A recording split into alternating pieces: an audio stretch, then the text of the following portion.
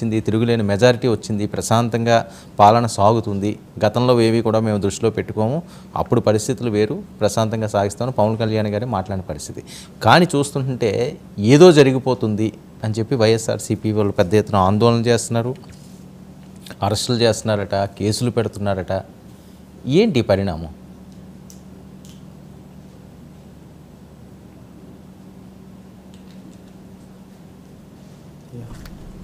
సరే వర్మగారు, మీరు గుర్తు చేసుకుంటే యాక్సెప్టెన్స్ స్పీచ్ సక్సెస్ యాక్సెప్ట్ చేస్తూ చేసిన ప్రసంగంలో పవన్ కళ్యాణ్ మాట్లాడిన మాటలు, చంద్రబాబు నాయుడు మాట్లాడిన మాటలు రోజు నేను మీకు చెప్పాను. అవును.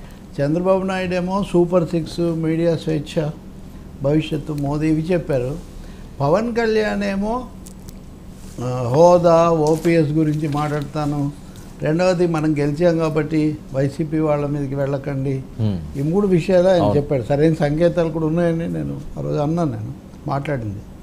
బాధ్యత కూడా పవన్ కళ్యాణ్ మీద ఎక్కువ ఉంటుంది. గేమ్ చేంజర్ అన్నారంటే ఈ గేమ్ మారడంలో ఆయన కీలక పాత్రధారి. కాబట్టి ఇప్పుడు మళ్ళీ దీని పర్యవసానాలు, దాని సమతుల్యత మళ్ళీ బ్యాలెన్స్ కావడానికి చేయాల్సిన ఇది కూడా ఆయన ఎనీవే హీరోనే కదా ఆ సినిమాలో. ఇప్పుడు రాజకీయాల్లో కూడా ఆయన 21 గెలిచి నిలబడ్డాడు పొలిటికల్. ఈ సమయంలో ఆయన హీరో రామారావుని అన్నప్పుడు మన పవన్ కళ్యాణ్ కూడా మనం ఉన్నట్టు అనాలి కదా, దాంట్లో మరి మొహమాట ఎందుకు ఎవరికైనా కానీ. కాబట్టి ఇప్పుడు ఈ మీరు చెప్తున్న ఘటనలో ఎక్కువ భాగం మిగతా రాష్ట్రం పక్కన పెడితే పిఠాపురంలోనే ఒక విచిత్రమైన ట్విస్టులు, టర్న్లు ఇవన్నీ ఎందుకు రావాలి? ఇప్పుడు అంతకుముందు జరిగిన చర్చ వేరు. That was between YCP camp and TDP Janasena camp. ఇప్పుడు ఇవి ఎక్కువ భాగాలు జనసేన క్యాంపులో నుంచి వస్తున్నవి. కొంచెం ప్రత్యేకించి ఆశ్చర్యము, ఎక్కువ ఆందోళన కలిగిస్తాయి. వీటిని అయితే ఆపాల్సిన అవసరం చాలా ఎక్కువగా ఉంది.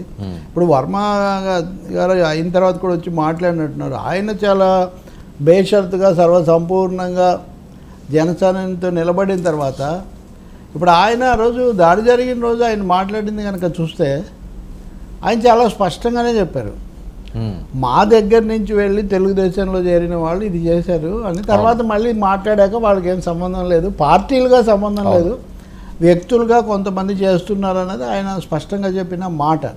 ఇప్పుడు మీరు అదనంగా ఇప్పుడు ఫ్లెక్సీ వారు, ఇప్పుడు ఉదాహరణకు పవన్ కళ్యాణ్ మాట్లాడిన ఏ సభలో అయినా ఉదయ్ శ్రీనివాసు, టీ టైమ్ శ్రీనివాసు ఈ మాట లేకుండా ఆయన దాదాపు మాట్లాడాలి ఒక దశ వరకు 15 రోజుల పాటు. కాబట్టి ఇలాంటివి ఎందుకు వస్తున్నాయో ఒకసారి చూసి, Pawan Kalyan is the best person and the only person who can settle these things. అది చేయాల్సిన అవసరం ఉంది. వర్మ గారు కూడా తనకున్న ఎక్స్పీరియన్స్తో లోకల్గా ఉన్న ఆయన గ్రిప్ ఎక్కువ ఉంటుంది కదా, దీన్ని ఎలా సెటిల్ చేయడం అనేది చాలా ముఖ్యం. అంటే ఇక్కడ ఇదొక యాంటీ క్లైమాక్స్గా మారకూడదు. అవును, ఎందుకంటే అటువైపు నుంచి జరగాల్సింది పోయి ఇటువైపునే రకరకాల ఈ వైరుధ్యాలు ఇవన్నీ రాకుండా చూడాల్సిన అవసరం మాత్రం చాలా ఎక్కువగా ఉంది. పిఠాపురంలో మళ్ళీ వాళ్ళు ఒక పెద్ద తీర్పు ఇచ్చాము, బాగా నడుస్తుంది అని అనుకునేటప్పుడు అక్కడ ఎందుకు ఇవి వచ్చాయి అని అసలు ఈ మాత్రం కూడా జరిగి ఉండకూడదు. ఇప్పటికైనా ఆపడానికి ఏం చేస్తారో చూద్దాం. మరి ఇద్దరితో కూర్చోబెడుతున్నారని అంటున్నారు కానీ పిఠాపురంలో ఇప్పుడు మనం చూస్తున్నవి కేవలం ఆ ఒక నియోజకవర్గానికో ఆ ఒక పట్టణానికో పరిమితమైనవి కావు. అవును, ఆ చుట్టుపక్కల కూడా వ్యాపిస్తున్నది రోజు రోజుకి. ఎందుకంటే 2 తీవ్ర వైరుధ్యాలు ఉన్నటువంటి తరగతుల మధ్య లేదా వైరుధ్యాల మధ్య, వర్గాల మధ్య రాజకీయ అవసరాల కోసం ఒకటి కుదిరింది. అది చాలా విజయవంతమైంది. సో విజయవంతమైన తర్వాత విజయానికి కారకులు ఎవరు, చోదకులు ఎవరి దగ్గర నుంచి విజయం యొక్క ఫలితాలను పైన కానీ స్థానికంగా కానీ దాన్ని ఎవరు ఎలా తీసుకోవాలి, ఎవరి మాట చెల్లాలి అంటే ఇద్దరు రోజు కూర్చొని నేను కూర్చొని మాట్లాడుకున్నంత బాగా వాళ్ళు మాట్లాడుకోరు కదా. డెఫినెట్గా నీ ఆధిపత్యం నువ్వు, నా ఆధిపత్యం నేను అన్నట్టుగా ఉంటుంది అక్కడ. కాబట్టి ఇట్సే తప్పకుండా కొంచెం క్లిష్టమైన సమస్య. దీన్ని పరిష్కారం చేసి ఒక శాంతి సందేశం పంపాల్సిన బాధ్యత పవన్ కళ్యాణ్ మీదే ఉంది. ఆయన ఎలా చేస్తారు, దానికి ఎంత తక్షణం ఎలా ప్రాధాన్యత ఇచ్చి దిగుతారనేది మనం చూడాలి. అంటే వైసీపీ తోటి ఏదన్నా జరిగితే జరగాలి తప్ప, ఇక్కడ పవన్ కళ్యాణ్ కోసం వర్మ త్యాగం చేశారు, పవన్ కళ్యాణ్కి ఈయన హై ఇంపార్టెన్స్ ఇచ్చారు, ఈ ఉదయ్ శ్రీనివాస్ ఇది ఈ రచ్చ ఏంటండి? అసలు ఏం జరుగుతుంది కూడా ఒక కన్ఫ్యూజన్ ఏర్పడింది. యాక్సెప్టెన్స్ వర్మ గారు, ఒక విషయాన్ని యాక్సెప్ట్ చేయటం, ఒక మనిషికి స్థానాన్ని యాక్సెప్ట్ చేయటం, ఒక విజయాన్ని యాక్సెప్ట్ చేయటం, ఒక ఓటమిని యాక్సెప్ట్ చేయటం, ఈ సమస్యలన్నీ అవే కదా. ఈ రాజకీయ పార్టీలన్నీ తమ తమ నిజమైన బలాబలాలు, స్థానాలు, లేకపోతే వైఖరులు, తప్పులు ఒప్పులు యాక్సెప్ట్ చేయగలిగితే సమస్య ఏముంది? అవును. తప్పో ఒప్పో మేము ముందుండాలి, లేకపోతే కింద పడి కూడా మేమే పైన ఉండాలి, లేదా మా వాటా ఎంత అయితే అంత ఉండాలి, ఇవన్నీ అనుకోవడం వల్ల. ఇప్పుడు మీరు తర్వాత మనం మోదీ గురించి మాట్లాడతాం అనుకోండి, మోదీ ఇంకా ప్రమాణ స్వీకారం చేయకముందు అంతా అయిపోతుంది, మనం ఇది జరిగిపోతుంది, అది జరిగిపోతుంది, అది వచ్చేస్తుంది, ఇది వచ్చేస్తుంది, ఇవన్నీ ఎందుకంటారంటే ఉన్నదానికంటే ఎక్కువగా ఊహించుకోవడం వల్ల, ఉద్రేకపడడం వల్ల వచ్చేటటువంటి పరిస్థితి. ఇది మోస్ట్ అన్ఎక్స్పెక్టెడ్. ఇంతకీ చాలా అనూహ్యమైనటువంటి, అవాంఛనీయమైనటువంటి, ఆశ్చర్యకరమైనటువంటి పరిణామము. ఇది సహజంగా మన సమాజంలో ఉన్న లక్షణాన్ని కూడా చూపిస్తుంది. అదేదో అప్పుడెప్పుడో గొరజాడప్పారావు చెప్పారు కానీ మతములని మార్చిపోవును, జ్ఞానం ఒక్కటి నిలిచి వెలుగునని. ఈ కుల మతపరమైనటువంటి వైరుధ్యాలు, అలాగే వాటిని ఆధారం చేసుకొని మనుషులు, అందులో ఉన్న వాళ్ళందరికీ ఏముండదు, దానికి మేమే రింగ్ లీడర్స్ అనుకునే వాళ్ళు ఈ సమస్యలన్నీ వస్తుంటాయి. వాళ్ళు ఒక్కోసారి ఒక పార్టీ దీంట్లో ఉంటారు. ఇప్పుడు మనం చూసాం కదా, అటు ఇటు ఉన్నవాళ్ళు, పేర్లు మార్చుకున్న వాళ్ళు ఎన్ని రకాలుగా మనం చూసాం. కాబట్టి పిఠాపురంలో శాంతి ఫస్ట్ స్లోగన్, పిఠాపురంలో శాంతి, పిఠాపురంలో స్నేహం రావటం. విజేతల శిబిరంలో ముందు అనైక్యత రాకూడదు కదా. అవును. విజేతల శిబిరంలో ఇప్పుడు ఐక్యత కావాలి. విజేతల ఐక్యత ఇప్పుడు అవసరం. ఐక్యతతో విజయం సాధించిన వాళ్ళు విజేతలు అయిన తర్వాత ఐక్యత కాపాడుకోవటం అన్నది ఇది ఒక ఫార్ములా. చాలా విచిత్రమైన పరిస్థితి. చూద్దాం మరి మన త్రివిక్రమ్ శ్రీనివాస్ ఇట్లాంటి వాటికి ఏమన్నా ఒక మంచి డైలాగ్ ఏమైనా చెప్తాడేమో చూద్దాం. విజయం సాధించి ఒకటిగా కలిసి విజయం సాధించి విజేతలు అయిన తర్వాత ఒక విధమైన ఉద్రిక్తత రావడం ఘటనలు కూడా జరిగాయి కదా. అందులో అచ్చంగా ఎవరైతే అక్కడ సంధానకర్తగా కొంచెం నిలబడ్డాడో ఆయన కూడా ఒక ఇబ్బందికరమైన పరిస్థితి.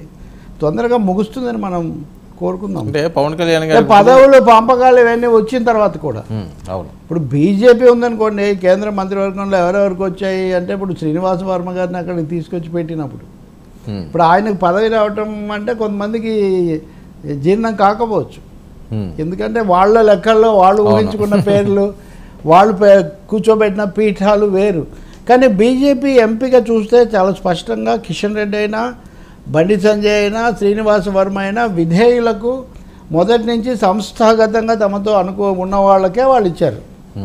అవును. శ్రీనివాసరావు వర్మ ఆయన నిజంగా చాలా అదృష్టవంతుడు. అంతే కదా, సంస్థాగతంగా సెంట్రల్ మినిస్టర్ అయిపోయారు అసలు ఫస్ట్ రైట్ టైంలో ఉండాలి మీరు. అక్కడ రైట్ టైంలో రైట్ డెసిషన్తో మీరు ఉన్నారు. ఆయన ఉన్నాడు. రెండోది అక్కడ అంతకుముందు ఆయనకు ఎంపీ సీట్ ఇవ్వలేదు కదా వాళ్ళు. ఇవన్నీ కూడా జరిగాయి. వీటన్నిటి వెనక సామాజిక రాజకీయ అంశాలు లేవని మీరు అనుకోకండి, ఉన్నాయి. బట్ బీజేపీ ఒక మెసేజ్ అయితే ఇవ్వదలుచుకుంది, మేము ఎవరితో పొత్తు పెట్టుకొని ఏం చేసినా కానీ మా వ్యవస్థను బలపరచుకోవడం మా లక్ష్యం. అది బండి సంజయ్కే. ఇప్పుడు బండి సంజయ్ కంటే లేదా కిషన్ రెడ్డి కంటే గ్లామర్ చాలా ఎక్కువగా ఉండి ప్రచారం పొందిన వాళ్ళు ఇక్కడ ఉన్నారు కదా. అవును. చాలా ఈయనే కాబోయే ఆయనే కాబోయే వాళ్ళు ఎవరికి ఇప్పుడు రాలేదు కదా. దీనికి నేను ఇంకొక కోసం మేర్పిస్తున్నాను. ఇప్పుడే నేను వస్తుంటే ఎవరో మెసేజ్ పెడుతున్నారు. ఇప్పటివరకు అధ్యక్షుడిగా బీజేపీ అధ్యక్షుడిగా ఉన్న నడ్డాను కేంద్ర మంత్రివర్గంలోకి తీసుకున్నారు. కొనసాగిస్తారో లేదో మా అధ్యక్షుడిగా తెలియదు, ఇంకా ఆయన పదవీకాలం అయిపోతుంది. సో లక్ష్మణ్ ఇప్పటికే ఆ జాతీయ మోర్చా దానికి ఉండి ఎంపీ, పార్లమెంటరీ బోర్డు సభ్యుడైన వ్యక్తి కూడా, ఆయనకు ఒక ఛాన్స్ కూడా ఉంది. బీజేపీ యొక్క బీసీ థియరీకి ఇది సరిపోతుంది అనే మాట కూడా చెప్తున్నారు. మరి ఏమేం జరుగుతాయో తెలియదు. ఆయన కూడా విధేయుడు కదా. అవును. సంస్థాగతంగా. కాబట్టి ఆల్ దీస్ థింగ్స్. సార్ ఇక్కడ పవన్ కళ్యాణ్కి రెండు విషయాలు. ఒకటి ఉదయ్ తోటి ఆయన ఎలా ఉంటారో వేరే చెప్పాల్సిన అవసరం లేదు. అలాగే వర్మతోటి కూడా అదే పరిస్థితి ఉంది. అవును. ఎవరికి బుజ్జగించగలరు, ఎవరికి ఏం చెప్పగలరు? వాళ్ళతో కాదు కదా. ఇప్పుడు అనుయాయులు, ఆ వర్గము అవన్నీ కూడా కూర్చోబెట్టాలి. మళ్ళీ ఇష్యూడ్ అడ్రస్ అండి, మళ్ళీ ఒకసారి మాట్లాడాలి, వాళ్ళందరినీ కూర్చోబెట్టాలి. ఈ మొత్తం విజయం అక్కడే మొదలైనప్పుడు మళ్ళీ అక్కడే ఇటువంటిది రావడం అనేది శుభసూచకం కాదు, ఇది మంచిది కాదు అనే ఒక గట్టిగా చెప్పాలి. అవసరమైతే ఒక చిన్న యాత్ర చేయాలి పిఠాపురంలో, కొంచెం వీళ్ళందరినీ కూర్చోబెట్టి కొంచెం ఓ పాదయాత్ర ఏదో చిన్నది ఒకటి చేసి ఒక మెసేజ్ ఆఫ్ పీస్. తెలుగుదేశం వాళ్ళు కూడా ఆ మేరకు, అవును, లేదా ఒక అదంతా ఎందుకంటే వాళ్ళు కూటమిగా ఉన్న వాళ్ళందరూ ఇప్పుడు కూటమికి సంబంధించిన కార్యక్రమం జరిపి మనం ఐక్యతగా ఉందామని చెప్తే దీనికి సరిపోతుంది. సార్ చంద్రబాబు ఉంటుంది, అయితే ఒత్తిడి ఉంటుంది, కొద్దిపాటి వివాదం ఉంటుంది, ఎవరి భాగం ఎంత, ఎవరు ముందు ఎవరు వెనుక, ఇవన్నీ కూడా ఉంటాయి. అదేదో సామెత దానివల్ల ఇదే దీనివల్ల అదే అంటే మనం అది చెప్పలేము. అంటే మధ్యలో కెమిస్ట్రీ. అవును, మధ్యలో కొద్దిగా దీన్ని ఆజ్యం పోసే వాళ్ళు కూడా ఉంటారు. ఇప్పుడు చాలా మంది అంటారు, ఇప్పుడు పవన్ గేమ్ చేంజర్ అన్నారు కాబట్టి పవన్ కళ్యాణ్ వల్లే వచ్చింది అన్నారు అనుకోండి. కానీ అక్కడ ఒక పార్టీ, పెద్ద పార్టీ, అంతకుముందు పాలించిన పార్టీ, ఓ 40 ఏళ్ళ చరిత్ర కలిగిన పార్టీ ఉంది కాబట్టి కదా మీరు దానికి యాడ్ అయ్యారు. అవును, వాళ్ళు మీకు యాడ్ అయ్యారు. ఏ ఐక్యత అయినా ఏ పొత్తు అయినా అంతేనండి, ఒకటికి ఒకటి యాడ్ అవుతుంది అంతే. ఎందుకంటే దాన్ని ఏదో తేల్చండి అంటే ఇదేమి 1+1 = 1 అని గణిత శాస్త్రం. కాబట్టి గణిత శాస్త్రము, రాజకీయ శాస్త్రము, సంఖ్యాశాస్త్రము ఇవన్నీ ఒకటిగా ఉండవు, రకరకాలుగా ఉంటాయి. అవును. సరే, ఏంటి పవన్ కళ్యాణ్కి డిప్యూటీ సీఎం అంటూ ప్రచారం? ఈ విషయం చాలాసార్లు మనం మాట్లాడాం కదా. పూర్తిగా ఆయన ఉప ముఖ్యమంత్రి కావడానికి కావాల్సిన భూమిక అక్కడ ఉంది. ఆ సరైన స్థానము లేకపోతే ఆ విధమైన ప్రభావం కూడా ఆయన చూపించాడు. గేమ్ చేంజర్ అని కూడా అనిపించుకున్నాడు ఆయన. బహుశా నేను అనుకుంటాను చాలా కాలం తర్వాత తెలుగు రాష్ట్రాల రాజకీయాల్లో ఒక కొత్త రాజకీయ శక్తి, ఒక సామాజిక శక్తిని రాజకీయ శక్తిగా మార్చి ప్రభావం చూపించాడు ఆయన. ఈ ప్రయత్నం ఆయన 2019లో చేసి పునరుద్ధి ఏర్పాటు చేసుకున్నాడు. తర్వాత తన పద్ధతిలో ఏదో కొనసాగించి ఇప్పుడు ఆ స్థానంలోకి వచ్చాడు. బట్ నేను మీతో చాలాసార్లు చెప్పినట్టు ఉప ముఖ్యమంత్రిగా ఆ బంధంలో ఆయన కూర్చుంటాడా లేదా నాకు తెలియదు. కానీ మీడియా హైప్ ఇదంతా చూస్తుంటేనేమో ఆయన సిద్ధమే అన్నట్టుగా వస్తున్నాయి. తద్వారా ఒక ఇది ఏర్పడుతుంది, దానికి ఒక ఆమోద యోగ్యత, రెండవది ఒక స్థానం అంటూ ఉంటుంది, పలానాది ఇది అని ఉంటుంది. మరి అలా నిర్ణయం ఆయన తీసుకోవాలి, వాళ్ళ అన్నగారు చెప్పాలి. బహుశా ఇంకా చిరంజీవి సలహా తీసుకుంటాడు ఇంకా ఆయన, అంతే కదా. మిగిలినవన్నీ ఆయన నిర్ణయం. సో మెగా బ్రదర్స్ తీసుకోవాల్సిన నిర్ణయమే ఇది. తీసుకోవచ్చు కూడా, ఎందుకంటే ఏనాటికైనా నా తమ్ముడు ముఖ్యమంత్రి అవుతాడు అని చెప్పిన చిరంజీవి ఈనాటికి ఉప ముఖ్యమంత్రి అవుతానంటే తొందరగా అవనే కోరుకుంటాడు కదా సహజంగా. That may happen. కానీ ఇప్పుడు మీరు చూడండి, మోదీ మొదటి దఫాలో జనసేన నుంచి ఎవరిని తీసుకోలేదు. అవును, జనసేన నుంచి ఎవరిని తీసుకోలేదు. ఆ ఉపన్యాసం ఆ రోజు పవన్ తుఫాను తుఫాను అంతవరకు అంటే తీసుకోలేకపోవడానికి కూడా రీజన్స్ లేవంటారా? ఎందుకంటే ఫస్ట్ ఎంపీ ఈయన ఉదయ్, ఆయన వైఎస్ఆర్సీపీ నుంచి వచ్చిన ఆయనే. ఆ ఈక్వేషన్స్ ఏమైనా చూసారంటారా? సార్ ఇప్పుడు బాలశౌరి మీరు అనేది ఉదయ్ కదా, బాలశౌరి ఫస్ట్ ఉదయ్ మొదటిసారి ఉదయ్ అంత ఎక్స్పీరియన్స్ ఉండకపోవచ్చు, రాజకీయాలు కూడా కొత్త. బాలశౌరి వాళ్ళకి ఏంటి సార్, వైసీపీతో కూడా వాళ్ళకి మంచి సంబంధాలు ఉన్నాయి. వైసీపీకి ఏం వ్యతిరేకమేం కాదు కదా బీజేపీ, ఆ మాటకు వస్తాయి. ఇక్కడ ఏదో పొత్తు వీళ్ళకి వైరుధ్యం ఉంది, కానీ వాళ్ళేమో అందరినీ ఇప్పటివరకు ఆడించారు కదా. కాబట్టి బాలశౌరికి ఛాన్స్ రావచ్చు అని చాలామంది అనుకున్నారు. మరి మలి దఫాలో వస్తుందా లేదా అంటే మోదీ మంత్రివర్గంలో చాలా విశేషాలు ఉన్నాయండి. 20% బయటి వాళ్ళు ఉన్నారు ఏది మొత్తం ఎన్డీఏలో, కానీ 15% పోస్టులు మటుకే ఇచ్చారు ఇక్కడ. అందులోనూ 4 ఇస్తారు, 5 ఇస్తారు, కీలక శాఖలు ఇస్తారు, అవి ఇవి. అంటే బీజేపీ మోదీ నాయకత్వం చాలా ఫర్మ్గా వీ కాల్ ది షార్ట్స్, మాదే నడుస్తుంది అన్న పద్ధతిలో వాళ్ళు వ్యవహారం చేశారు. ఎందుకంటే ఇదేదో మోదీ 3.0 కొంచెం బలహీనపడ్డాడు, ఏదైనా చెల్లుతుందేమో అనే ఒక ఒపీనియన్ కలిగించకూడదు, మేము ఎప్పుడున్నంత గట్టిగానే ఉన్నాము అని చెప్పడానికి వాళ్ళు ప్రాధాన్యత ఇచ్చారు. ఇంకొకటి చూడండి, బీజేపీ మూల సిద్ధాంతాన్ని దృష్టిలో పెట్టుకొని చూస్తే ఒక ముస్లింను కూడా ఇక్కడ తీసుకోలేదు. ఓకే, ఇప్పుడు ఒక్క ముస్లిం మంత్రి కూడా లేడు. గతసారైనా సయీద్ నక్వీ ఉన్నాడు, ఆయన రాజ్యసభ సభ్యత్వం అయిపోతున్నప్పుడు దాన్ని మళ్ళీ రెన్యూ చేయలేదు. ఇంకా అప్పటి నుంచి ఎవరు లేరు. అంటే దేశంలో అసలు ఒక మైనారిటీ మంత్రి కూడా లేకుండా, ముస్లిం కూడా లేకుండా చేయడం ఇదే ఫస్ట్ టైం. అంటే మోదీ దెబ్బతిన్నారు లేకపోతే పూర్తిగా రాలేదు ఇవన్నీ అనుకున్నప్పటికీ కూడా తమ మౌలికమైన దాని నుంచి వైదొలగలేదు అనే ఒక మెసేజ్ వాళ్ళు ఇవ్వదలుచుకున్నారు. మూడవ విషయం ఏమంటే ఎన్నికలు జరగబోతున్న రాష్ట్రాలకు వాళ్ళు ఎక్కువ ప్రాధాన్యత ఇచ్చారు. హర్యానా, మహారాష్ట్ర, ఇంకోటి ఏదో ఉంది. సో ఈ రాష్ట్రాలకు ఏం చేయాలి, ఇక్కడి నుంచి ఎక్కువగా ఎలా తెచ్చుకోవాలి. ఎందుకంటే మహారాష్ట్రలో కూడా వాళ్ళకి వ్యతిరేక సిగ్నల్స్ వచ్చాయి. ఇప్పుడు జరిగిన ప్రకారం అయితే వాళ్ళు అధికారంలోకి రాకపోవచ్చు.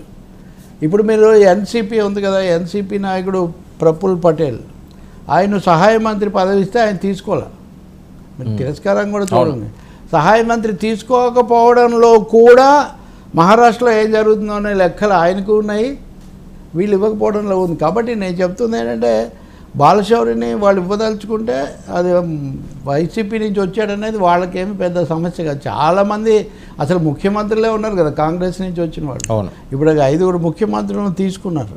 ఈరోజు మీరు టైమ్స్ ఆఫ్ ఇండియాలో ఒక వార్త చూస్తారు, కేసీఆర్ జగన్ ఇద్దరు కూడా రాజ్యసభ స్థానాల మీదే ఆశ పెట్టుకుని ఉన్నారు. కేసీఆర్కు 4 ఉన్నారు, జగన్కు 11 మంది ఉన్నారు, ఆయనకు 4 ఎమ్మెల్యేలు ఎంపీలు కూడా ఉన్నారు. సో వీళ్ళ ఆధారంగా బీజేపీతో అవసరంలో ఉంది కాబట్టి ఎంతో కొంత బార్గెన్ చేయొచ్చు అని వీళ్ళు అనుకుంటున్నారని. నేను అంటున్న మాట ఏంటంటే బార్గెనింగ్కి ఇక్కడ లిమిటేషన్స్ ఉన్నాయి. జనసేన రాష్ట్రంలో చేయగలిగినంత బార్గెనింగ్ కేంద్రంలో అంత చేయలేదు. అది మోదీ భావించి వాళ్ళని అకామిడేట్ చేసుకోవాలనుకుంటే అది తెలియదు సార్. ఇప్పుడు ఇక్కడ కూడా వీళ్ళు బార్గెనింగ్ ఈ పార్టీల విషయాలన్నీ పక్కన పెడితే మత సామరస్యము, ముస్లింల మీద కామెంట్స్, ఇంత పరిస్థితి వచ్చిన తర్వాత కూడా మోదీ 80 మందిలో ఒకరికి చోటు కల్పించవచ్చు కదండి. కనీసం ఒక మెసేజ్ ఆఫ్ ఇంక్లూజివ్ మెసేజ్ పంపించడానికి. దానికి ఏం చెప్తున్నారంటే ఎవరు లేరు, ఒక్కరు కూడా గెలవలేదంట, 24 మంది గెలిచారంట. అంటే ఏ పార్టీ నుంచి అండి గెలిచారు? అదే దట్స్ వాట్ ఐ సే. గెలిచింది 24 మంది, వీళ్ళల్లో 21 మంది ఇండియా కూటమి తరఫున గెలిచారు. 24 మంది ముస్లిం ముగ్గురే ఉన్నారు. ముగ్గురులో ఒక ఆయన సలవుద్దీన్ ఓవైసీ, ఇద్దరు వేరే వాళ్ళు. కాబట్టి ఛాన్స్ లేదు. వర్మను కూడా నియమించవచ్చండి, ప్రధానమంత్రి తలుచుకుంటే నియమించి తర్వాత రాజ్యసభకు నామినేట్ చేయొచ్చు. అంటే వేరే పార్టీ వాళ్ళని ఎలా చేస్తారు సార్? వేరే పార్టీ వాళ్ళని కాదు, వాళ్ళ పార్టీ ముగ్గురు వచ్చారా? వాళ్ళకి ఎవరు రాలా అసలు, వాళ్ళు పెట్టిందే లేదు దాదాపుగా. వాళ్ళ అసలు ఎన్డీఏ తరఫున ముస్లిం ఎంపీలు ఎవరు లేరు అసలు. అవును, లేనప్పుడు మరి ఎలా ఇస్తారంటారా? నేను చెప్పేది అదే, ఆమోదయోగ్యమైన ఒక పర్సన్ను తీసుకొని, ఇప్పుడు ఉదాహరణకు మన్మోహన్ సింగ్ ప్రైమ్ మినిస్టర్ అయ్యాడు అనుకోండి, అప్పుడు సిక్ లేడు, మన్మోహన్ సింగ్ సిక్ అయినప్పటికీ అప్పుడు సుర్జిత్ ఒక సిక్కును అప్పుడు నామినేట్ చేసి తర్వాత 6 నెలల తర్వాత ఆయన ఎంచుకున్నారు. అందువల్ల ఇప్పుడు అలా మీరు చెప్పాలంటే కనుక ఓకే, వాళ్ళు చేశారు, వీళ్ళు చేయలేదని. మజ్లిస్ నుంచి ఒక ఆయన వచ్చాడు, ఇంకొక ఆయన, ఇంకో ఇద్దరు జమ్మూ కాశ్మీర్ నుంచి వచ్చారు. వాళ్ళెవరు? అవును, మీ దీనికి లేనప్పుడు ఇంకా అది వాళ్ళకి ఒక అవకాశం దొరికింది. ఇంక్లూజివ్ నేను అంటుంది ఏంటంటే ఇంక్లూజివ్ అంటే ఈ మెసేజ్ తర్వాత కొంత బలహీనపడ్డాము, మెజారిటీ రాలేదు, ఇది ఉన్నప్పుడు ఇంక్లూజివ్ అప్రోచ్ తీసుకోవడం గురించి చెప్తున్నాను నేను. సరే, ఏంటి చంద్రబాబు నాయుడు టీంలో మంత్రులు ఎవరు ఉండే అవకాశం ఉంటుంది? జనసేనకి 4 బీజేపీకి 2 తప్పకుండా వీళ్ళందరూ ఉంటారు. మరి వ్యక్తులుగా ఎవరెవరిని వాళ్ళు నాయకులు ఎంపిక చేస్తారో మనకు తెలియదు కానీ, బట్ తప్పకుండా బీజేపీ ఉండాలనే కోరుకుంటాడు చంద్రబాబు నాయుడు. అకౌంటబిలిటీ ఇప్పుడు గతంలో 2014లో ఏమైంది, వాళ్ళు మంత్రివర్గంలో ఉండేవాళ్ళు, కానీ ఏమడిగినా ఇది టీడీపీ మినిస్ట్రీ అని తమకేం బాధ్యత లేనట్టు మాట్లాడుతుండేవాళ్ళు. ఆ పరిస్థితి రానివ్వకూడదు, వాళ్ళని కూడా కమిట్ చేయించాలనేది ఒక ఉద్దేశం. జనసేన అంటారా, పవన్ కళ్యాణ్ ఒక విచిత్రమైన, బహుశా మనం రాజకీయాలు ఎప్పుడు వినము, మీతో కూడా చెప్పాను నేను, ప్రతిపక్షంలో ఉంటూనే ప్రభుత్వంలో కూడా ఉండే ఏర్పాటు ఏదైనా ఉందేమో మేము చూస్తాము అని ఒక మాట చెప్పారు ఎమ్మెల్యేల సమావేశంలో. అంటే ఏంటి, ప్రధాన ప్రతిపక్షంగా మనం ఉంటాము, Jaganmohan Reddy will be 3rd person. ఇక ఆర్డర్లో ముఖ్యమైన ఆలోచన ఏంటంటే ఫస్ట్ చంద్రబాబు, తర్వాత పవన్, తర్వాత జగన్. 10 మంది ఉంటారా ఉండరా, ఎంతమందిని కలుపుతారా తర్వాత సమస్య. కానీ కాబట్టి దీన్ని సీరియస్గా అన్నారా, పర్సూ చేస్తున్నారా, that only Pawan Kalyan knows. మీరు ఒక పార్టీ అనుకోండి, మీ పార్టీ ఒప్పుకుంటే మీరు వెళ్ళి ప్రభుత్వంలో చేరొచ్చు, మరి దానికి మంత్రి పదవులు తీసుకోకుండా ఉండరు. నాకు తెలిసిన మేరకు ప్రజారాజ్యంలోనూ జనసేనలోనూ ప్రత్యక్ష సంబంధం కలిగిన వాళ్ళు చెప్పే ప్రకారం వాళ్ళు పదవులు తీసుకొని బాధ్యతలు అవన్నీ చేయకుండా ఉండరు. ఎందుకంటే అసలు పవన్ కళ్యాణ్ తక్కువ సీట్లు తీసుకున్నాడు, చంద్రబాబుని ఎక్కువ బలపరిచాడు అనేది ఒక మొదట్లో వచ్చిన మాట కదా. ఇప్పుడు పదవులు కూడా తీసుకోకపోతే ఆ తరగతి ఇప్పుడు మీరు పిఠాపురంలో మీరు చూస్తున్న ఈ సమస్యలన్నీ అవి ఇంకా పెరుగుతాయి. ఇంక మరి ఎందుకు మేము ఇంత కష్టపడి, అంటే 2029 కూడా ఇంక ఇదే సుదీర్ఘమైన ప్రయాణం అనుకోవచ్చా దీన్ని? ఈ రోజు పదవులు తీసుకున్నప్పుడు 2029లో ప్రత్యామ్నాయంగా ఎదిగే పరిస్థితి ఉందా? We can talk about 2024 only. అంటే ఫ్యూచర్ ఆలోచించాలి కదా, డిజిటల్ ఏజ్ లో కాదు సార్, ఫ్యూచర్ ఆలోచించాలి కదా. కరెక్టే, కానీ మరి 2029 గురించి కాదు, ఒక 6 నెలలు, ఈ 6 నెలల్లో మోదీ ప్రభుత్వం పదవి అది నిరూపించుకోవాలి. తర్వాత ఎవరెవరి మీద ఆధారపడి ఉంటుంది, ఎవరెవరిని కలిపేసుకుంటుంది మనం చూడాలి. చంద్రబాబు మంత్రివర్గంలో పవన్ సమాన హోదాతో చేరతారా? ఇప్పుడు కొంతమంది కొన్నిసార్లు చేరారు. ఉదాహరణ కర్ణాటకలో కూడా ఒక ఉప ముఖ్యమంత్రి కాకుండా జగన్మోహన్ రెడ్డి లాగా 5గురిని పెట్టి లేకపోతే కర్ణాటకలో 3గురిని పెట్టి అవన్నీ చేస్తే పవన్ లాంటి వ్యక్తికి అది సూట్ కాదు. సామాజిక సమీకరణ అది రకరకాల పేర్లతో వాళ్ళలోంచి ఒక ఉప ముఖ్యమంత్రిని ఉంటే గింటే దాదాపు 1A అన్నట్టుగా కో-పైలట్ అన్న పద్ధతిలో ఉండాలనుకుంటారు. కానీ సో కో-పైలట్ ఇదివరకు ఉండేది, కానీ మామూలుగా తెలుగుదేశంలో నెంబర్ 2కు అచ్చిరాదని పేరు. అది ఎవరైనా దేవేంద్ర గౌడ్ అయినా, అది రాజేంద్ర భాస్కర్ రావు అయినా, అది చంద్రబాబు నాయుడు అయినా అని. మరి ఇప్పుడు పవన్కు దానికి ఎలాంటి ఒక అరేంజ్మెంట్ కావాలి. పవన్కు he needs a special arrangement. ఆయన స్టేజ్ అవన్నీ కూడా ఆరా అంతా కొనసాగించడానికి అది డెఫినెట్గా వాళ్ళ మధ్య ఒక అవగాహన ఉంటుంది అనుకుంటున్నాను. ఓకే, దానికి తన గ్లామర్ బయట సినిమాలు చేసుకుంటూ దానికి బయట నుంచి దానికి తోడుగా ఉండి అలా చేస్తాడా?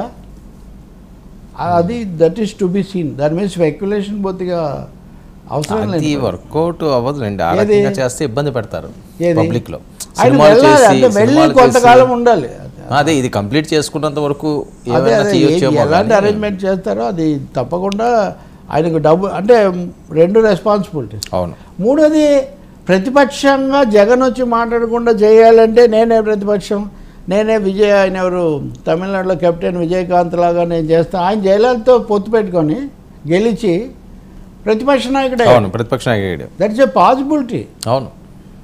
కానీ ఈ పదవులు కావాలి. మంత్రులు కాకపోతే వీళ్ళందరూ ఊరుకుంటారు. వీళ్ళు ఇంతకాలం జనసేనాని వెంట అనేక ఢక్కాముక్కీలు తిని కొనసాగారు. సో పజిలే అది మనకు 12వ తారీఖునే దీనికి, లేదా రేపు ఏమైనా సమాచారాలు మనకి వస్తే రావచ్చు మనకి. Okay, that's happening. సార్, పెద్ద ఎత్తున ప్రచారం జరుగుతున్న మరొక అంశం లోకేష్ రెడ్ బుక్ అని. దీనివల్లే అరెస్టులు చేస్తున్నాడు, ఇది చేస్తున్నాడు. ఏదో ఎన్నికల్లో స్పీచ్ ఏదో ఇస్తారు, ఆవేశంగా మాట్లాడతారు తప్ప అది అలాగే ఇంప్లిమెంట్ చేసి దాన్ని అమలు చేసి కక్షపూరితంగా చేసే పరిస్థితి ఉంటుందా? ఒకటండి, ఎప్పుడైనా కానీ ఏ పార్టీ వచ్చినా అంటే ఇప్పుడు ఒక 5 ఏళ్ళు వెనక్కి వెళ్తే ఇలాంటి పరిస్థితుల్లో వైసీపీ ఉంది, ఇప్పుడు వీళ్ళు ఉన్నారు, లేదా అంతకుముందు ఇంకోరు ఉన్నారు. సమస్య ఏంటంటే రెడ్ బుక్ అన్నది ఒక పేరండి, దానికి ఒక టెక్నికల్గా దానికి ఇచ్చిన ఒక సింబల్ తప్ప వాస్తవం ఏమంటే అతిగా ప్రవర్తించిన శృతి మించిన వాళ్ళ మీద ఏదో ఒక విధంగా రాజకీయపరమైనటువంటి తీర్చుకోవాలనేది దీంట్లో సారాంశం. చట్టబద్ధంగా చేసినంత వరకు ఎవరు ఏం చేసినా ఎవరేమో అంటానికి లేదండి. చట్టబద్ధంగా అది కూడా ప్రభుత్వం తరఫున. కార్యకర్తలు ఎవరో ఎక్కడో చేశారు ఒక చోట అంటే అది వేరే విషయం. ఎవరైనా కానీ దాడులు అక్కడి దాకా వెళ్ళకూడదు. అది తప్పు అని గతంలో తప్పు అయింది, ఇప్పుడు ఒప్పు కాదు, ఇప్పుడు ఒప్పు అయింది, రేపు తప్పు కాదు. అందువల్ల రెడ్ బుక్ అనేది అయితే దాన్ని అయితే వాళ్ళు వదిలిపెట్టారు అంత సులభంగా. ఇప్పుడు చాలా సందర్భాల్లో ఇప్పుడు రామోజీరావు గారు చనిపోయారు, పెద్ద ఆయన మార్గదర్శి, దాని సాంకేతిక అంశాలు అవన్నీ వేరు. కానీ ఇప్పుడు ఆయన వెళ్ళి విచారించి ఆ ఫోటోలు విడుదల చేసి దాన్ని ఎవరు మనం ఆ రోజు కూడా ఈ చర్చలో కూడా చేశారు. సో చట్టబద్ధమైన చర్యలు వేరు, చట్టానికి అతీతమైనటువంటి రాజకీయపరమైన వేరు. అది ఎవరి విషయంలో ఎవరు చేసినా పొరపాటే. లోకేష్ కొన్ని రాసుకున్నాను, ఇప్పుడు ఇవన్నీ ఇప్పుడు అక్కడ ఆఫీసులు సిట్ మూసేశారు, కొంతమంది ఇప్పుడు ఇది రాజీనామాలు పెట్టినా రిలీవ్ చేయలేదు. ఇవన్నీ చట్ట పరిధిలోనే జరుగుతున్నాయి. తర్వాత ఏమవుతుందో మనకు తెలియదు. దురదృష్టవశాత్తు గ్రామ సీమల్లో కొన్ని చోట్ల కొన్ని ఘటనలు జరిగాయి అంటున్నారు. వాటిని ఎవరైనా ఖండిస్తారు, అది మంచిది కాదు. ఇంతకుముందు చేయలేదా? చేసినవి అప్పుడు కూడా తప్పు ఎప్పుడు తప్పేనండి. తప్పు ఎప్పుడు తప్పే, దాడి ఎప్పుడు దాడే, కక్ష సాధింపు ఎప్పుడు కక్ష సాధింపే, దానికి ఏం లేదు. కానీ ఇక్కడ రెడ్ బుక్ అనే దాని పూర్తి రూపం ఏంటనేది లోకేష్ వివరించగలుగుతాడు. ఆయన దీన్ని ఒకటి నేషనల్ ఇంటర్వ్యూస్ కూడా ఇచ్చాడు. ఆయనైతే క్లియర్గా చెప్తున్నాడు, చట్ట విరుద్ధంగా వ్యవహరించిన వాళ్ళ మీద మేము చట్టబద్ధంగా చర్యలు తీసుకుంటాం. దానికేమి ఇప్పుడు చట్ట విరుద్ధంగా వ్యవహరించిన వాళ్ళ మీద చట్టబద్ధంగా తీసుకున్నారనుకోండి, దాన్ని మీరేం తప్పు పడతారు? అప్పుడే వైసీపీ నేతల మీద కేసులు, వాళ్ళని అటాకులు చేయడం. To be frank, I'm one of the first persons to comment on that too from here only, from this platform only. దాడులు అవన్నీ ఆపాలి, శాంతియుతంగా ఉండాలి. అదే సమయంలో వాస్తవికంగా క్షేత్రస్థాయిలో కొన్ని ఘటనలు జరుగుతాయన్న వాస్తవాన్ని కూడా అది కూడా మనం గుర్తించాలి. నేను అన్నదంతా ఒకటే, ఇప్పుడు కూడా అంటున్నది, కొత్త ప్రభుత్వం ఇంకా అధికారం చేపట్టకముందే అంతా కుప్పకూలిపోయింది, ప్రజాస్వామ్యం అయిపోయింది, రావణ కష్టము, రాక్షస, ఇవన్నీ కూడా కొంచెం కొంచెం స్ట్రెచ్చింగ్ టూ లాంగ్ అంటారు చూడండి, ఉన్నదాన్ని మరీ ఎక్కువ లాగడం వల్ల ఉపయోగం లేదు. ఇప్పుడు ఆ మాటకు వస్తే వాళ్ళ సోషల్ మీడియాలోనే వాళ్ళు ఒకరినొకరు తెగ తిట్టుకుంటున్నారు. అవును, ఒకరినొకరు దానికి ఎవరు జవాబుదారీ చెప్తారు? సో ఇదివరకు ఎవరు స్పోక్స్ పర్సన్స్గా ఉన్నారో మీరు రండి, జరిగినంత వరకు చెప్పండి, తీసుకున్నంత వరకు మీరు తీసుకోండి తప్ప. అంటే మీకు కూడా నేను చెప్పేది గుండు గుత్తగా ఒక వాక్యంలో దీనికి జవాబు చెప్పమంటే మనం ఏం జరగకూడదు, ఇట్లాంటివి శాంతియుతంగా ఉండాలి. దాడులు అంటే మరి అంతకుముందు తిట్టిపోచి బెదిరించి వాళ్ళ ఇంటి దగ్గరికి వెళ్ళి చేసిన వాళ్ళు ఉంటారు, రకరకాల మనుషులు ఉంటారు, టెంపర్మెంట్స్. క్యాడర్ని ఆపలేరు కదా సార్, క్యాడర్. కానీ రెండోది ఏదేమైనా కానీ దిగిపోయిన, నేను ఒక కంపేర్ అండ్ కంట్రాస్ట్ ఒకటి చెప్తాను. 24 ఏళ్ళు ముఖ్యమంత్రిగా ఉన్న నవీన్ పట్నాయక్, నా 5 ఏళ్ళు ముఖ్యమంత్రిగా ఉన్న జగన్మోహన్ రెడ్డి ఇద్దరు ఒకటేసారి ఓడిపోయారు. ఓకే, నవీన్ పట్నాయక్ ఏమన్నా తనకు వారసుడిగా ప్రకటించబడిన పాండ్యన్ అనే అతను నేను రాజకీయాల నుంచి విరమించుకుంటున్నానని చెప్పారు, విషయాలు ఏం జరిగాయో మేము తెలుసుకుంటామని చెప్పారు, మేము ప్రజలతోనే ఉంటామని చెప్పారు. ఇది 24 ఏళ్ళ ముఖ్యమంత్రి ఓడిపోయిన తర్వాత చేస్తున్నటువంటి మాట. ఇక్కడ ఒక టర్మ్ నుండి దిగిపోయిన ముఖ్యమంత్రి ప్రజాస్వామ్యం అంతా కూని అయిపోయింది, గవర్నర్ జోక్యం చేసుకోవాలి, ఇదంతా అంటున్నారు. ఇది చెల్లుతుందండి? అంటే వాస్తవం మాట్లాడితే ఒకప్పుడు వాళ్ళకి నచ్చకపోవచ్చు, ఒకప్పుడు వీళ్ళకి నచ్చకపోవచ్చు. నిజమే కదా. కాబట్టి దాడుల్లో నిజం కావచ్చు అనేక చోట్ల. పొద్దున కూడా తెలుగుదేశం ప్రతినిధి మాట్లాడుతున్నాడు, ఓకే, వాళ్ళలో ఆవేశం స్పందన. గెలిచిన వాడు కొంచెం కూడా మాట్లాడుకుంటూ ఉంటాడా? కొన్ని పనులు జరగకూడదు, అవి ఆపాలి. దానికి చంద్రబాబు కూడా నేను ఒక విజ్ఞప్తి చేసినట్టుగా ఐ థింక్ ఢిల్లీ నుంచి జాగ్రత్తగా ఉండండి అవి ఇవి అని. సో కన్నడలో మరి వేరే పార్టీలు ఎందుకు కలవలేదు? అవును, నిన్న షర్మిల ఒక ప్రకటన చేశారు, ఏమని, రాజశేఖర రెడ్డి విగ్రహాల విధ్వంసం ఇదంతా తప్పు అని. వెంటనే జగన్కు షర్మిల మద్దతు అని హెడ్డింగులు పెట్టారు చాలామంది. అందులో జగన్కు మద్దతు ఏముంది? రాజశేఖర రెడ్డి ఎప్పుడైనా చెప్తామండి అవే మాటలు. ఇవి ఎవరు అధికారంలో ఉన్నా, ఎవరు ప్రతిపక్షంలో ఉన్నా, ఎవరు ఇటువంటి శృతి మించినవి ఉంటే అవి సరికాదు అని మనం దానికి చెప్పాల్సి వస్తుంది. అంతేగాని అటో ఇటో ఆ గట్టు ఈ గట్టు, నేను అదే మీకు గతంలో ఫలితాలు రాకముందు చెప్పిందే నేను మళ్ళీ చెప్తున్నాను. ఆ గట్టు ఈ గట్టు ఉంటాయి, గట్టు మధ్యలో నీళ్లు పారుతుంటాయి, సత్యం అనే ఒక సమాచారం ప్రవహిస్తూ ఉంటుంది, అది ఇరుగట్లను కూడా వరుసుకుంటూనే అది పారుతూ ఉంటుంది. కాబట్టి మీరు సంయమనం పాటించకుండా రాజకీయ పార్టీలు దానికి ఎవరెవరినో నిందిస్తే ఉపయోగమే ఉంది. So take care of your cadres, your leadership. మీరు అక్కడికి వెళ్ళండి. అంతకుముందు ఏదైనా జరిగితే వెంటనే సోషల్ మీడియాలో పెట్టేసి ఒకరినొకరు, దానివల్ల ఏం ఉపయోగం? ముందు రక్షణ కావాలి, ప్రశాంతత కావాలి. ఇప్పుడు పిఠాపురంలో ఏం చెప్తారు? ఉదాహరణ కొన్ని ఘటనలు జరిగాయండి, మీరు మిగతా చోట్ల జరిగాయి కాబట్టి ప్రజాస్వామ్యమే పోయింది అది ఇది అంటారు. మీరు తెలుగుదేశం జనసేన వైరుధ్యాలను మటుకు మీరు మళ్ళీ హైలైట్ చేస్తున్నారు, అంతే కదా. కాబట్టి రాజకీయ అవసరాలు వేరు, రాష్ట్ర అవసరాలు, ప్రజాస్వామ్య పద్ధతులు అవి వేరు. సరే, వైసీపీ లోకేష్ ఐ థింక్ ఆ మాత్రం మెచ్యూరిటీ ప్రదర్శిస్తాడని నేను అనుకుంటున్నాను. ఆయన పప్పు అది తీసేసిన వాళ్ళని నేను ఎప్పుడూ బలపరచలేదు, ఇప్పుడు కూడా నేనే బలపరచట్లేదు. సరే, ఎవరైతే జగన్కి కోర్ టీమ్గా ఉన్నారో, ఎవరైతే మీడియాలో ఫైర్ బ్రాండ్స్గా ఉన్నారో వాళ్ళందరూ అజ్ఞాతంలోకి వెళ్ళారట. అవసరమైతే రాష్ట్రాలు కూడా మారి వెళ్ళిపోవడానికి సిద్ధంగా ఉన్నారట. అంత భయపడాల్సిన అవసరం ఉందా సార్? బ్రాండ్ అనే ఒక బ్రాండ్ మీద ఆధారపడి ఫైర్ బ్రాండ్స్ అయిన వాళ్ళందరికీ ఈ పరిస్థితి వస్తుందండి. ఒరిజినల్గా తమ బ్రాండ్ ఏదో తమకున్న వాళ్ళకి ఈ సమస్య ఏం రాదండి. అవును, ఇప్పుడు నా వేరే వెళ్ళే రైలుకు నా గూడ్స్ తగిలించి దాని ప్రకారం నా భోగి తగిలించిన వాళ్ళకి ఈ సమస్య అంతా వస్తుంది. వాళ్ళు అప్పుడైనా ఇప్పుడైనా బాధ్యతగా మాట్లాడాలి, నోరు జారకూడదు, రెచ్చగొట్టకూడదు అనేది తప్ప ఇప్పుడంతా అదృశ్యం అవ్వాల్సిన అవసరం కూడా లేదు. అందులో కొంత వాస్తవికత, కొంత అవకాశవాదం కూడా ఉంటుంది. అంటే బాగున్నప్పుడు అధికారాంతమందు చూడవలె నా అమ్మ సౌభాగ్యములు అన్నట్టుగా అధికారం పోయినప్పుడు కూడా నిలబడాలి కదా ఒక రాజకీయ పార్టీ. ఇప్పుడు చంద్రబాబు నాయుడు మితాళ్ళు ఎన్ని అన్నా ఆయన అరెస్ట్ అయ్యాడు, జైల్లో ఉన్నాడు, బయటకు వచ్చాడు, చిన్న వాళ్ళతో కూడా కూర్చున్నాడు, తన పార్టీని తను కాపాడుకున్నాడు కదా. ఎవరైనా ఆ మాటకు నరేంద్ర మోదీ, ఇప్పుడు కేసీఆర్ ఏం చేస్తున్నారు అట్ దిస్ ఏజ్. కాబట్టి రాజకీయ పార్టీలు, ఇంకా నేను చెప్తాను, మాణిక్ సర్కార్ త్రిపుర ముఖ్యమంత్రి 3-4 టర్మ్లు దేశంలోనే నిరాడంబర ప్రాణిగా పేరు పొందిన వ్యక్తి. ప్రత్యర్థులు ఆయన మీద కూడా దాడి చేస్తారండి. రాజకీయాలు ఇప్పుడు పోటాపోటీ రాజకీయాలు, దాడులు వీటిలో అవన్నీ కూడా జరుగుతాయి. ఎలా నిలబడాలి అనేది ముఖ్యం తప్ప హఠాత్తుగా మేము కనపడకుండా పోతాము అంటే సాగినంతకాలం దాంట్లో పాట ఉంటుంది కదా ఎన్టీఆర్ చాలాసార్లు, సాగినంతకాలం మా అంతవారు లేరందరూ సాగకపోతే ఊరిక చతికిల పడే బోధుడు, కండబలముతోనే విజయం వరించలేదు, బుద్ధి బలముతోడైతే విజయం వరించవచ్చు, మత్తు వదలరా నిద్ర మత్తు అంటే పొద్దుననే వదులుతుంది, అధికారం అనేది అంతకంటే చాలా పెద్ద మత్తు. కాబట్టి మారాలి. సాగకపోయినా కానీ దేనికి నిలబడ్డామో దాన్ని నిలబడాలి, ఓ పద్ధతిగా ప్రజలతో ఉండాలి. ఇప్పుడు నవీన్ పట్నాయక్ 25 ఏళ్ల ముఖ్యమంత్రి కంటే వీళ్ళు ఎవరన్నా జ్యోతిబాసును కూడా దాటేశాడు రికార్డు. పెద్ద కాంట్రవర్సీస్ కూడా ఏమీ లేవు. మరి ఇంతవరకు ఒక్క రాంగ్ స్టేట్మెంట్ ఇచ్చాడు ఓడిపోయాక, గతాన్ని వదిలేయండి. ఆ పాండ్యను వెనక్కి వెళ్ళిపోతున్నాడు. కాబట్టి తెలుగు నాయకులు నేర్చుకోవాల్సినవి చాలా ఉన్నాయండి. ఓకే సార్, జగన్ బెయిల్ రద్దు, ఆయన అరెస్ట్ చేసేస్తున్నారు, పార్టీ ఏమైపోతుందో తెలీదు, ఆయన ఎమ్మెల్యేకి రాజీనామా చేస్తారట, నెక్స్ట్ భారత్కి పగ్గాలు అప్పచెప్పబోతున్నారట, ఆవిడే లీడ్ చేయబోతున్నారట. It's a story of 4 years. 4 ఏళ్ల నుంచి నేను వింటున్న కథ ఇది. ఇప్పుడైతే తప్పకుండా ఆయన కేసులు సిబిఐ స్పెషల్ కోర్టు ముందు, న్యాయస్థానం ముందు వస్తాయి. వచ్చినప్పుడు ఆ విచారణ ప్రాసెస్ ఏదో ఉంటుంది.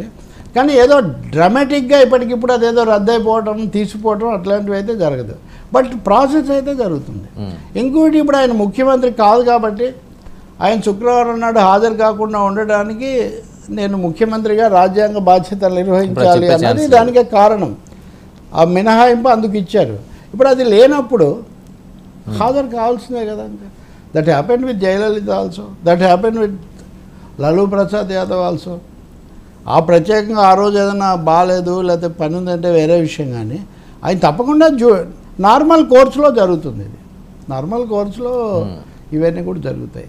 కానీ నేను అనుకోండి ఇప్పటికిప్పుడు ఏదో భారత్కి బాధ్యత ఇచ్చేసి భారతి గారిని కదా. ఒకవేళ అరెస్ట్ అయితే సార్, బెయిల్ రద్దు చేస్తే, ఏది బెయిల్ రద్దు చేస్తే వాట్ నెక్స్ట్?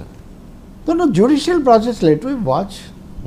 జ్యుడిషియల్ ప్రాసెస్ ఎలా జరుగుతుందో మనం చూడాలి. కానీ డ్రామాటిక్గా అయితే నాటకీయంగా అయితే జరగదు. మామూలు డ్యూ కోర్స్లోనే జరుగుతుంది. ఎందుకు చెప్తున్నా అంటే జగన్ లేక్ వ్యూ అది రాజ్భవన్ పక్కన అరెస్ట్ చేసినప్పుడు కూడా ఇలాగే లైవ్ టెలికాస్ట్లో ఉండి అప్పటి నుంచి ఇప్పటివరకు జరుగుతున్న పరిణామాలని చూస్తున్నవాడుగా చెప్తున్నాను. ఒక ప్రాసెస్ జరగాల్సి ఉంది. ముందు సుప్రీం ఇక్కడ సిబిఐ ప్రత్యేక కోర్టు దాని అభిప్రాయాన్ని అది ప్రకటించాల్సి ఉంది. వేగంగా పరిష్కరించండి అని హైకోర్టు ఆదేశించింది, తెలంగాణ హైకోర్టు అంతవరకు చెప్పింది. రెండోది, ఆటోమేటిక్గా ఈ మినహాయింపులు రద్దయ్యే అవకాశం కూడా ఉంటుంది. అయినా మళ్ళీ వీళ్ళు ఏదో దరఖాస్తు పెడతారు, ఏదో జరుగుతుంది. ప్రాసెస్ అయితే ఉంటుంది. ప్రాసెస్ లేకుండా క్షణాల మీద జరగదు. బట్ అలా జరిగినా కానీ అది కోర్టు నిర్ణయం మీద ఆధారపడి ఉంటుంది. ఈ లోపల పై కోర్టుకి వెళ్ళడానికి అనుమతి ఇచ్చారా లేదు, మళ్ళీ సుప్రీంకోర్టు దాకా వెళ్తారు కదా వీళ్ళంతా. రెండోది, బీజేపీ కేంద్రంలో వచ్చే మార్పులు చేర్పులు వాళ్ళు ఒక వైఖరి తీసుకోవడం కూడా. ఇప్పుడు చంద్రబాబును అరెస్ట్ చేశారు అన్న రోజు ఇది అమిత్ షా ఆశీస్సులు లేకుండా జరగలేదని అందరూ భావించారు. ఇప్పటికి కూడా అదే భావంతో ఉన్నారు.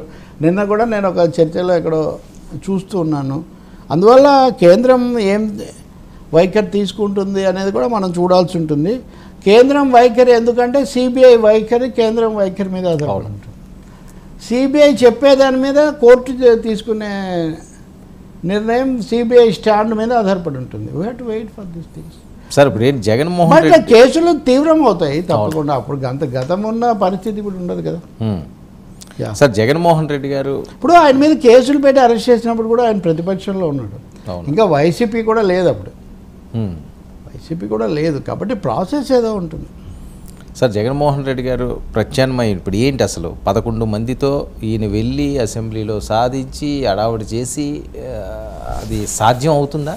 లేకపోతే ఈయన కూడా చంద్రబాబు నాయుడు గారిలో శపథం చేసి మళ్ళీ ప్రజల్లోనూ లేకపోతే వేరే అంశాల మీద పర్యటనలో అంటే సభ ప్రారంభం కావాలని చంద్రబాబు గారు ముఖ్యమంత్రిగా మళ్ళీ కొత్త దిశానిర్దేశం చేయాలి. ఆ ప్రాసెస్ అయిన తర్వాత ఏం జరుగుతుందో we have to Pawan Kalyan స్పందించాలి. కథ ఇంకా ఉంది కదా. కానీ ఈయన అయితే నిలబడతాడు. ఇంకా తెర లేవాలి క్యారెక్టర్స్ ఎంటర్ కావాలి, డైలాగులు చెప్పాలి. అది అంతా అయిన తర్వాత ఇది వస్తుంది. అంటే మీరు ఒకటి ఇప్పుడు ఈ ప్రశ్న పెద్ద ఎందుకు 67 దాదాపు 23 మంది పోయినా 40 మంది ఉన్నప్పుడు ఆయన సభను బహిష్కరించాడు. కాబట్టి సభ నుంచి బయటికి రావడం అనేది ఇక్కడ అదంత ఇది ఇద్దరు చేశారు 2 సార్లు. అదే ఇప్పుడు అది పాజిబులే, కానీ వెంటనే అది చేస్తాడా? ఇప్పటికే మనం కొంచెం క్యాడర్కి అండగా ఉండడం లేదు, ఈ విమర్శలన్నీ ఉన్నప్పుడు అంత తొందరగా పని చేసి దాన్ని మరింత బలోపేతం చేస్తాడనేది అది ప్రశ్నే. అది చూడలేదు మనం, కొంచెం టైం పట్టచ్చు. అంటే మరి తక్షణమే చేస్తాడని నేను అనుకోను. ఓకే, సభ సమావేశమే ఇదంతా కూడా. సరే, ఇంక ఫోకస్ అంతా ఇంకా అమరావతి వైపునా, ఇంకా వైజాగ్ పరిస్థితి అంతేనా? ఎగ్జిక్యూటివ్ క్యాపిటల్, హడావుళ్ళు ఇవన్నీ 2 విషయాలు. అమరావతి మీద వెంటనే ఫోకస్ పెట్టడం మంచి విషయము. దాని మీద నేను ఈరోజు సింగపూర్ విదేశాంగ వ్యాపార మంత్రి మాట్లాడింది కూడా చూశాను. అప్పుడున్న పరిస్థితుల్లో మేము ఏదో బయటకు వచ్చాం, కానీ మళ్ళీ ప్రవేశించగలిగితే మేమేమి సహకరించడానికి మేము సిద్ధంగా ఉంటాము ఈ పద్ధతిలో ఆయన చెప్తున్నాడు. ఆ కొత్త సిఎస్గా వచ్చి నీరవ్ ప్రసాద్ కూడా ఆయన అక్కడ ఏర్పాట్లన్నీ చేసేటటువంటి ఒక పనిలో ఉన్నారు. సో అమరావతికి కళ రావడం అనేది తప్పకుండా స్వాగతించదగింది. ఇంకా రెండోది విశాఖ అంటారా, చంద్రబాబు నాయుడు ఆర్థిక విషయాల్లో కానీ రాజకీయ విషయాల్లో కానీ అవగాహన లేని మనిషి కాదు. జగన్మోహన్ రెడ్డి ఇవన్నీ చేయడానికి ముందు నేను గతంలో కూడా చాలాసార్లు చెప్పా, హ్యాపీ సండేస్ అని, బీచ్ ఫెస్టివల్స్ అని రకరకాలుగా పెట్టి దాంట్లో ఒక భాగాన్ని వీళ్ళు ఎక్కువ నొక్కారు. కానీ ఆయన విశాఖని హ్యాపెనింగ్ సిటీగా చేయడానికి Chandrababu Naidu did is best. Every Saturday, every Sunday ఆయన చాలాసార్లు ఆయన విశాఖపట్నంలోనే ఉండేవాడు. గంటా శ్రీనివాసరావు ఈ పనులన్నీ కూడా అక్కడ ఎక్కువ చూస్తుండేవాడు. అప్పుడు రామతీర్థ అనే ఒక కవి ఉండేవాడు ఇక్కడ. అవన్నీ విశాఖలో ఎక్కువ ఈ సాంస్కృతిక కార్యక్రమాలు. అప్పటికి ఇంకా చంద్రబాబు అధికారంలో ఉన్నారు. ఏది లాస్ట్ టైం నేను అప్పుడే చెప్పా, ఆయనకు ఒక విశాఖను బేస్ చేసుకొని విశాఖ సిటీ ఆఫ్ డెస్టినీ అనే ఒపీనియన్ ఉంది. సో అమరావతిని తప్పకుండా డెవలప్ చేస్తారు, దాని మీద ఫోకస్ పెడతారు చంద్రబాబు నాయుడు. అది ఆయనకు ఒక ముఖ్యమైన కొలబద్ద కూడా అవుతుంది. But at the same time విశాఖపట్నాన్ని కూడా ఆయన దృష్టిలో పెట్టుకుంటాడని నేను అనుకుంటున్నాను. బట్ ఆ రకంగా దాన్ని విశాఖ ప్రజలే తిరస్కరించారు కదా. ఇప్పుడు not at Jagan model, Chandrababu మోడల్లో విశాఖ మీద ఫోకస్ వస్తుంది. గతంలో కంటే కొంచెం డిఫరెంట్గా ఉండొచ్చు, ఎందుకంటే ఇదంతా నడిచింది. ఇప్పుడు రిషికొండ మీద అవన్నీ కట్టారు, ఏం వేరే వాటిని వినియోగించాలి కదా. ఐ థింక్ చంద్రబాబు టీంకు విశాఖ గురించి ఒక ఐడియా ఉంది అనుకుంటాను. క్వశ్చన్ నిజంగా అయితే రాయలసీమ కర్నూలు గురించి వస్తుంది.